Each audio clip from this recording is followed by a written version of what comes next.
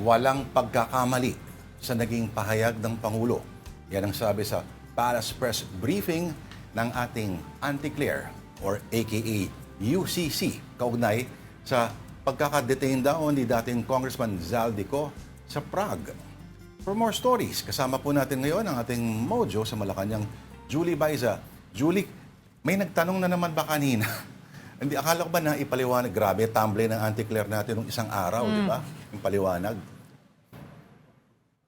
Oo, kasi 'di ba kahapon nagkaroon nga ng meeting ang Pangulong Bongbong Marcos sa French Ambassador at saka sa Chargé d'Affaires ng Czech Republic. So we're asking for more details. And ang sabi nga ni Palace Press Officer Claire Castro kanina, kinumpirma ng Chargé d'Affaires ng Czech Republic na na-detain nga doon si dating Congressman Zaldico. Kasunod nga yan ng pulong ng Pangulo doon sa dalawang opisyal. Humihingi pa nga raw sana ng additional information, mas maraming detalyadong impormasyon ng Pangulo. Pero ang sinabi nga nila, meron silang sinusunod na European at international laws, kaya't hindi na sila makakapag-disclose pa ng iba pang detalye. Ang giit ni Castro, no, walang itinatagong impormasyon yung palasyo, yun nga lang talaga yung naibigay sa kanilang pulong kahapon. Kaya sa panig niya, sinabi ni BBM na dismayado siya at very unsatisfactory nga daw itong nangyari sa kaso ni Ko. Pero sa kabila niyan, nangako sila na hindi raw maapektuhan yung bilateral relations ng Pilipinas sa Czech Republic at saka sa France. Sa ambush interview, we're trying to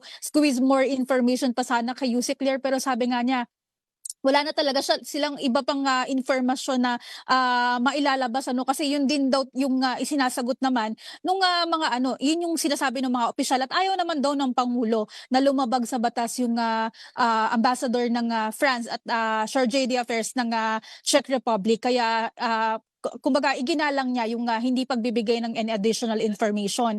Before that, humarap din kanina sa briefing si DBM Undersecretary Goddess Hope Liberan. Tungkol naman ito doon sa inilunsad na Uplift Microsite. So yung Uplift Microsite, makikita doon yung kung magkano na ba yung naibigay na tulong, ilan na ba yung nabigyan ng tulong ng pamahalaan sa gitna nga ng krisis sa Middle East, pang ilang araw pa yung fuel buffer stock natin, yung mga ruta ng libreng sakay, at saka meron doon isang side kung saan nakalagay where the money goes. So kung magkano yung nagagastos ng pamahalaan para sa proyekto. Ang sabi ni Liberan kanina, transparency tool daw nila itong Uplift Microsite na ito para maipakita nga kung ano yung ginagawa ng gobyerno at saan napupunta yung pondo. Meron naman daw doon na feedback form para naman sa publiko para magbigay tayo ng komento or ano pang mga impormasyon na nais nating makuha from the website.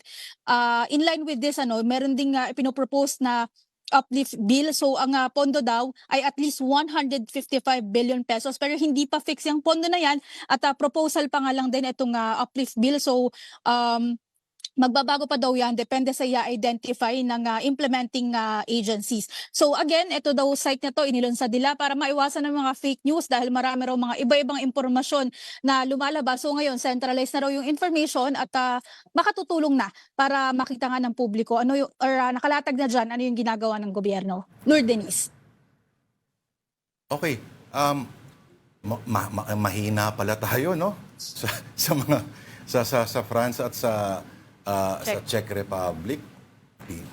Julie, Kung ano kaya sabihin ng Pangulo na, sige, next time may mga criminal na bansa dumaan dito, sabihin din namin na, sorry, hindi pwede namin, kasi private yung mga batas namin, hindi pwede. Ganon, Julie, matanong ko lang, alam ko nagsabi ito si Yusek Claire na parang actually question niya, yung kumwestiyon sa kanya na ano daw ang dapat Gayahin mo.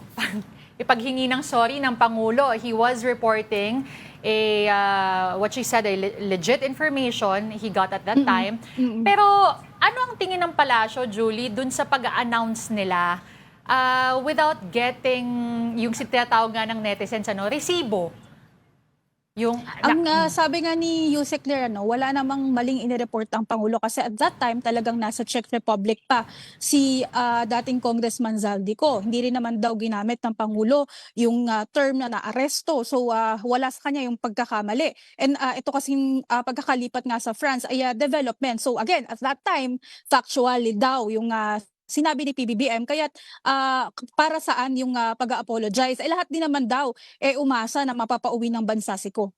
Moving forward, do they plan to actually have proof of life of Zaldico before announcing anything? Kasi baka mamaya lumipad na naman kung saan-saan ang ating mga sekretary tapos wala din palang abutan. Pero Julie, dagdag ko na rin, nasan nga ba ang Pangulo ngayon?